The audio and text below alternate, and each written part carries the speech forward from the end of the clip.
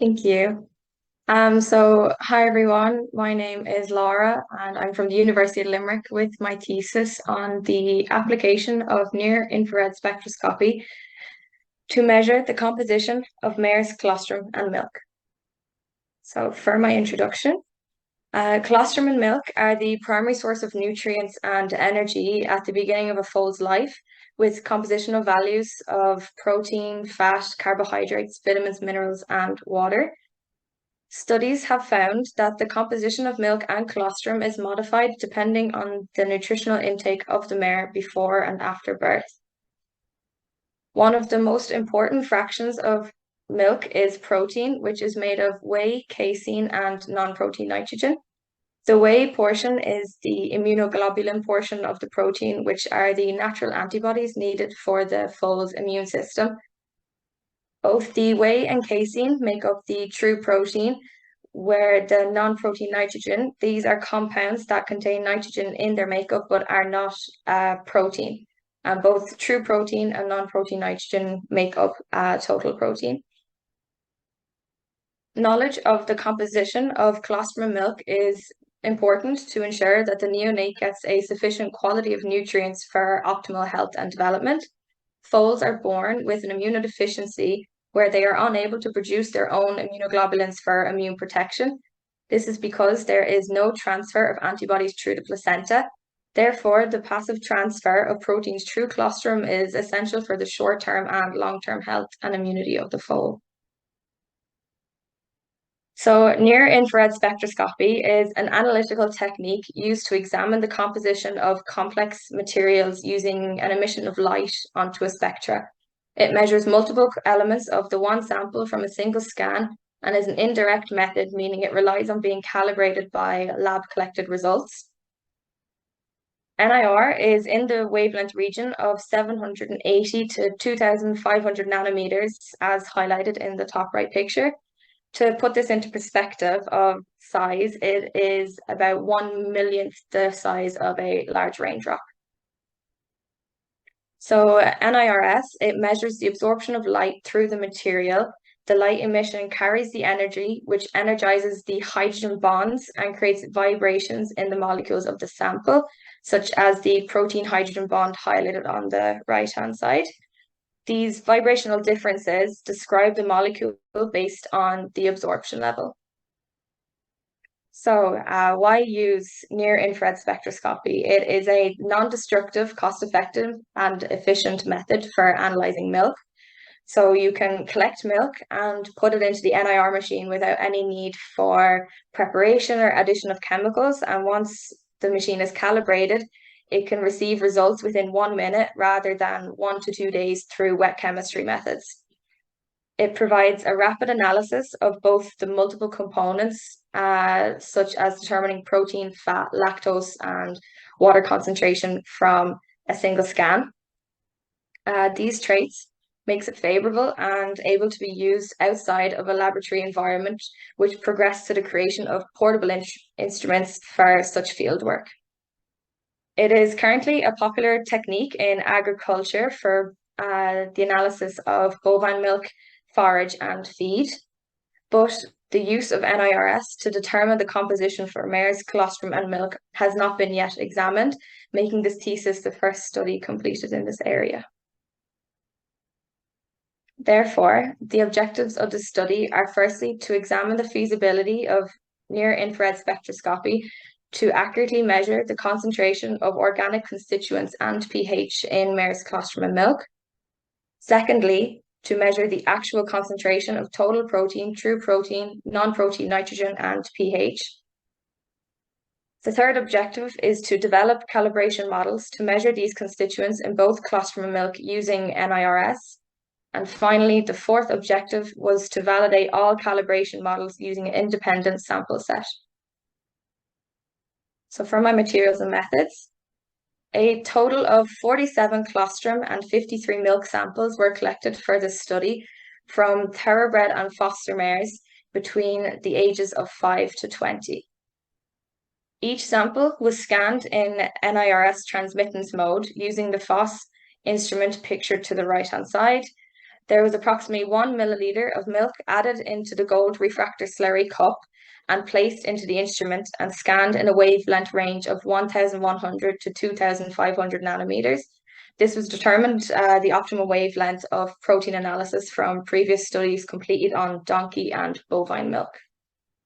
For the wet chemistry compositional analysis, total protein was determined through the Kaldal method. Non-protein nitrogen was found through the precipitation of protein with 12% trichloroacetic acid and followed by the Kaldal method. True protein was a calculated value by subtracting the non-protein nitrogen from total protein, and pH was found using a calibrated pH meter. The non-protein nitrogen and true protein, it had a sample set inclusive of both milk and colostrum. This was due to the sample volume and number restrictions. Therefore, it is a mixed sample set. And both near-infrared spectroscopy and the wet chemistry analysis were performed on the same sample within the same day to reduce variability between the assays. So for calibration, the WinISI software was used to develop the calibration equations in the NIR. These equations were used to analyze and validate the lab collected data against the NIRS predicted data.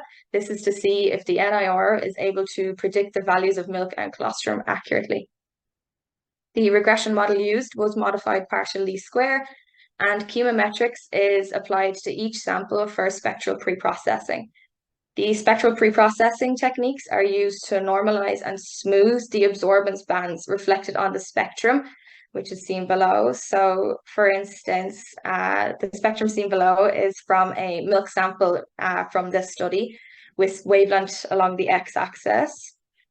There is 2 moisture peaks at both 1,450 nanometers and 1,940 nanometers. And when we zoom in, we can see there is multiple absorbance bands recorded from a single sample scan. So the spectral preprocessing improves the analysis of the data by finding the best fit baseline through the application of scatter corrections and mass treatments. Scatter corrections are used to reduce the scattering of light that occurs during scanning, and mathematical treatments are used to enhance the spectrum by minimizing variations from the baseline and eliminating slope of the baseline. So for my results, before delving into the NIRS predictions, this is a comparison of the lab collected data in colostrum and milk between foster mares and thoroughbred mares. So with colostrum, there was no significant differences between the foster mare and thoroughbred mare's crude protein composition. The foster mares did have a notably larger variation in the total protein concentration. This is possibly from differences in their diet due to the breed being more prone to laminitis and weight gain than thoroughbred mares. Although this variation, it is ideal for creating prediction models in the NIRS, as variation in the calibration model can aid in more accurate validation results. The milk in foster mare and thoroughbred mares did not have significant different protein concentrations, with both averaging around 3% total protein. These graphs illustrate the effect of age on total protein concentrations. The 3 age categories are 5 to 9, 10 to 14, and 15 to 20 years old. The effective age on colostrum total protein concentration showed a significant difference between the ages of 5 to 9 and 15 to 20. The age group of 5 to 9 had an average of 17% true total protein, whereas the ages of 15 to 20 had an average of 13% total protein. The milk protein concentrations in 5 to 9 years old had a higher total protein result, but it was not a significant difference between all 3 age groups. So for the NIR data, the selection of the calibration equation for NIRS prediction, it has 3 determinants. So firstly, the 1 minus variance ratio, it is a measure of how well a calibration equation can explain the variation in the data used to create it.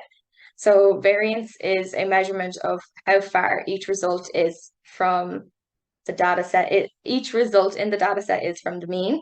So the smaller the variance, the higher the value, meaning that the calibration equation, it can account for more of the variation in the data set.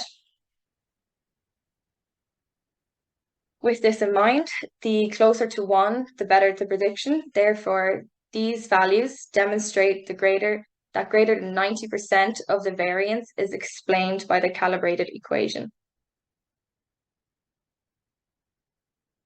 The second determinant is the standard error of cross-validation, which measures how well the calibration model fits the data based off the standard error between the lab and NIR results. So the SECV value closest to 0 is desirable, and the 3 lowest SECV values were in colostrum, milk pH, and in the non-protein nitrogen constituent. Finally, the third determinant is the coefficient of determination. This determines how well a statistical model predicts an outcome. So the higher the value, the better the prediction. Results match the lab observed results.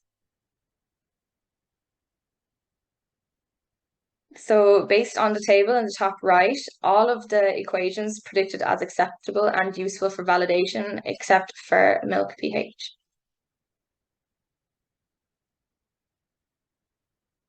So these calibration equations are then used for validation with an independent data set, and the 3 best performing equations were colostrum crude protein, milk crude protein, and true protein.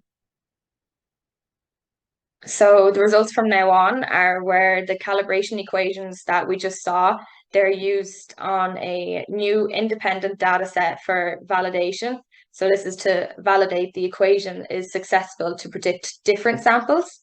So for the validation statistics, the criteria of the best validations are based on the ratio performance determination, the coefficient of determination, and the standard error of prediction.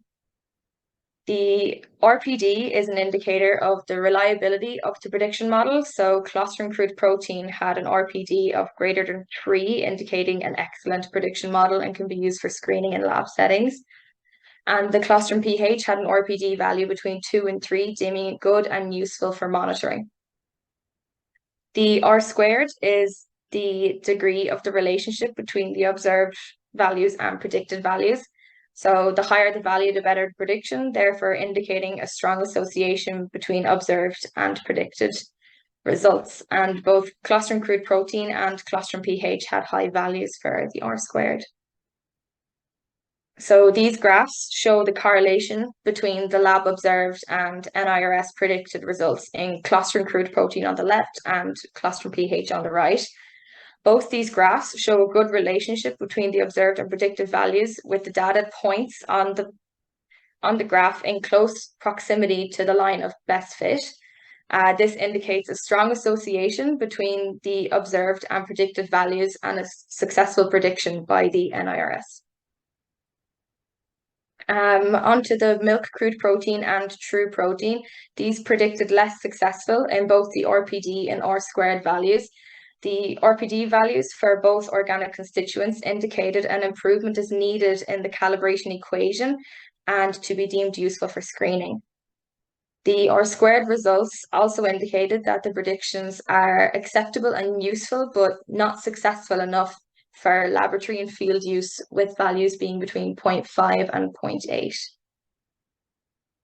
So the correlation graphs for milk crude protein and true protein data shows an increased variability and scattering of the data points around the line of best fit.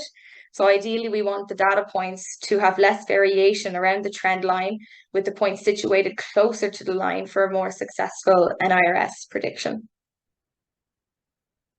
Lastly, the organic constituents of milk pH and non-protein nitrogen were the most poorly predicted. The RPD value for both were recorded as less than 1.4, deeming them unreliable. And this was also determined for the R squared that had results of less than 0.5. The poor prediction of both milk pH and non-protein nitrogen is evident in these correlation graphs, with the variation of the scattered data points across the graph and no trend line of points being situated across the center like previous correlation graphs. Therefore, these constituents were deemed unreliable predictions with improvement needed before any implementation into any laboratory or field work. This slide is a comparison of the prediction models for colostrum and milk crude protein. The difference in these correlation graphs, trend lines, and spread of data points highlight how weak the milk crude protein is compared to the prediction of the colostrum crude protein. So the data points in the milk crude protein are more distributed away from the trend line compared to the colostrum crude protein, where the data points are in close proximity to the trend line. So further emphasizing the accuracy of the colostrum crude protein prediction by NIRS. So to conclude this thesis, it was shown that colostrum crude protein and pH can be accurately measured using NIRS. NIR prediction models for the determination of crude protein and true protein in milk were good, but require additional development. The non-protein nitrogen measurements and pH were poorly predicted in milk. And Mare's age had a significant effect on the crude protein content of colostrum, and there was no effect of age on milk crude protein content. So this study shows the potential of NIR to accurately measure the composition of Mare's colostrum, and further analysis on Mare's milk is required to develop accurate models. So to finish off, I would like to thank my supervisor, Dr. Bridget Young, Equine Murphy, to the Faculty of Staff in Equine Science, the participating studs for all their help and guidance during this project. Thank you for listening.